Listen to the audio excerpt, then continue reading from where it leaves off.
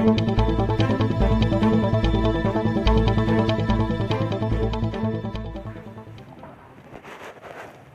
magnitude 5.7 earthquake near Padang, Sumatra Barat, Indonesia, was reported only 13 minutes ago by the European Mediterranean Seismological Center, EMSC.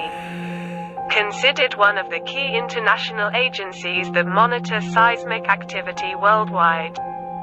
The earthquake occurred at a moderately shallow depth of 47 kilometers beneath the epicenter early morning on Thursday, March 2, 2023, at 6:05 a.m. local time. The exact magnitude, epicenter, and depth of the quake might be revised within the next few hours or minutes as seismologists review data and refine their calculations, or as other agencies issue their reports.